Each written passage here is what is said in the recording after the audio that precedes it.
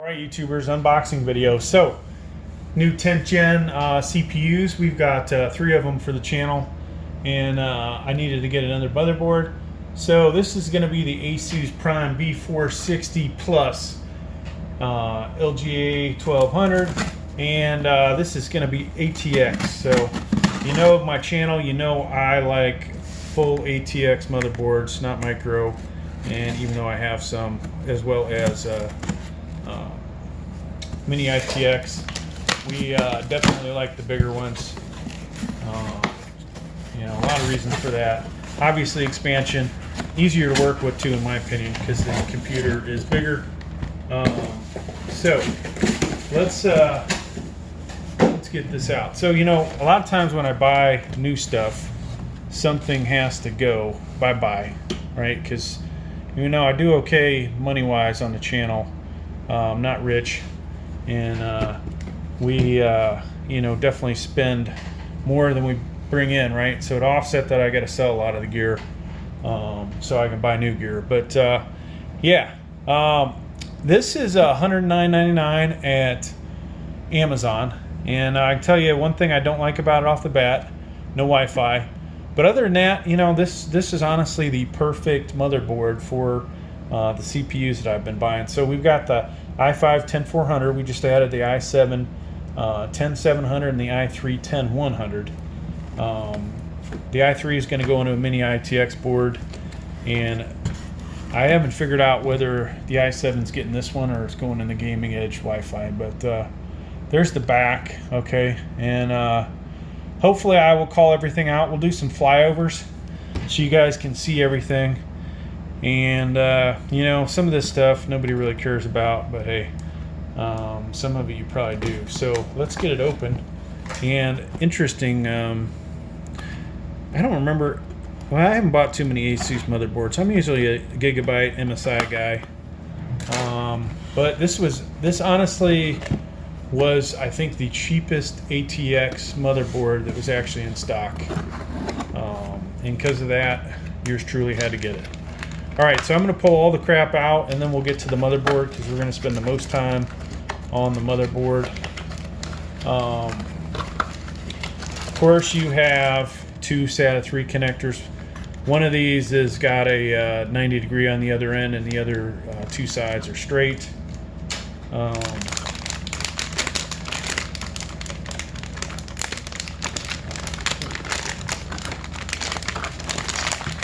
Okay, so you know, one thing I like about my gaming edge Wi-Fi, does not have the I/O shield, right? These need to go bye-bye. They just need to go the other route like they did. So got some standoffs, at least one M.2 screw in there, maybe two M.2 screws. We have a manual, and you know, like I said, I buy a lot of MSI and Gigabyte. I think MSI's got the best manual.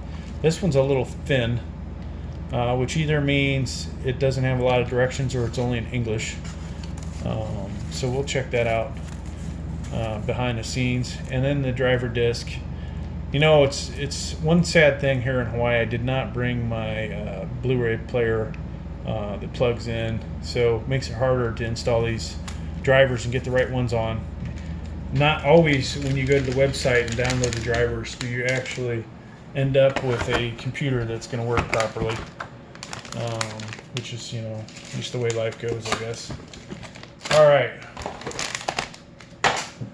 So, should I put this in there, guys? I don't know. Where's my other box? I got the i5 box around there somewhere too. So let's get the motherboard out. That's what you guys are here for. And I'll tell you what, this one has more sharp points on it than most motherboards. I don't know if that's just something with this brand, but I've already almost cut myself 5 times. All right, so let's do it this way. And then I'm just going to get the camera, and we're going to go get right in its face, right? So from this distance, let's call out stuff that we can see basically going this way, the big stuff. So you've got your PCI Express 3.0, and for whatever reason they didn't go 4.0, but that's another story. And then all the other expansion slots, different sizes. So you can get a second graphics card in here. I don't know if this supports Crossfire. It's not. The print is so small on the back, I couldn't tell you. And then, of course, yours truly does not have the right web page pulled up.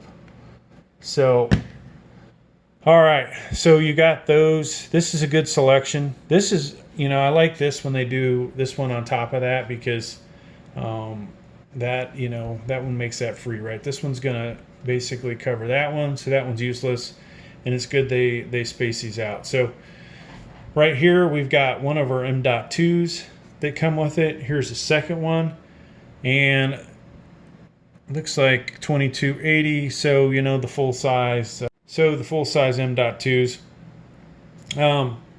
We have 4 RAM slots, and nicely color coded, so hey, put your dual channel RAM, and make sure I'd have to look at the instructions. If you only have 2 RAM, you probably go with the gray ones, or it's the black ones, but it should be in the instruction manual. 24 pin power connector here. Now this has 2 SATA, 3 connectors here, and 4 over here. Here's your USB 3.0.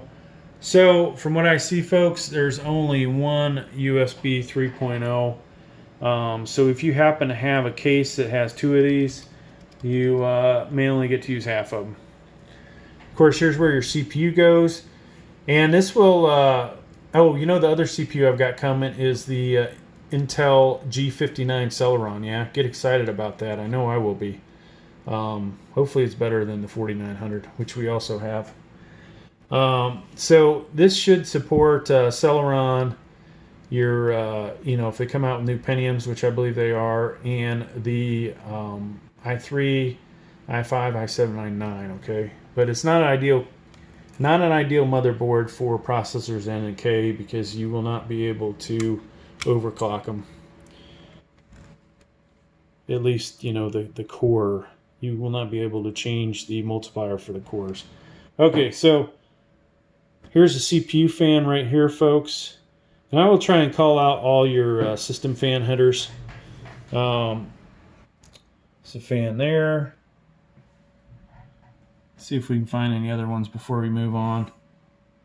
Another fan here. So I only see 2. I believe I only see 2 system fan headers. I know you guys like to know that stuff. That's surprising, as big as this motherboard is. So that's another reason I like these boards. Usually have a little more room on them, which means more fans. All right, 2x4 CPU power connector you'll need. So don't buy one of those cheap power supplies that only have one. It's not going to be so good for you here.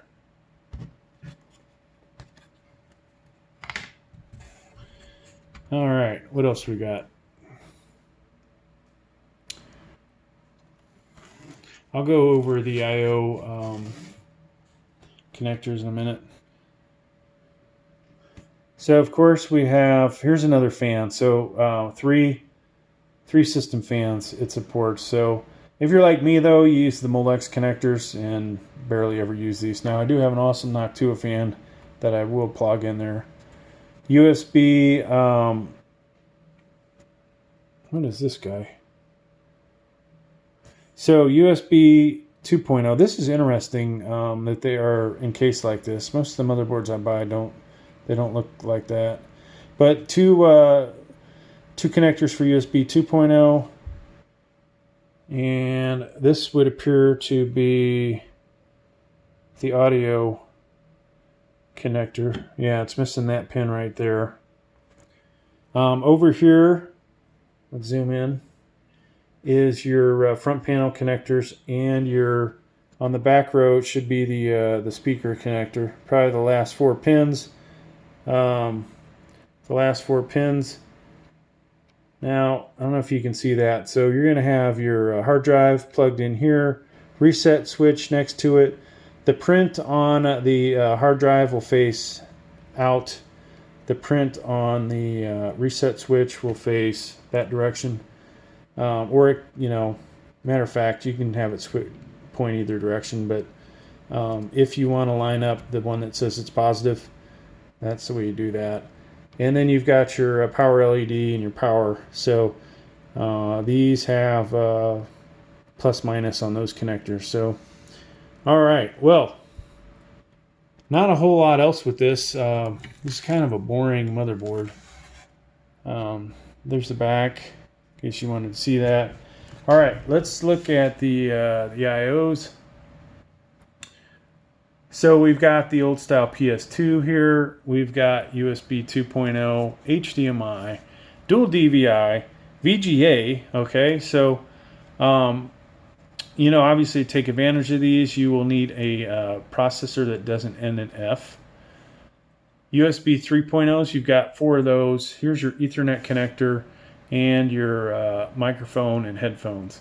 So I'm going to do a little flyover and let you guys, you know, get a last look at it.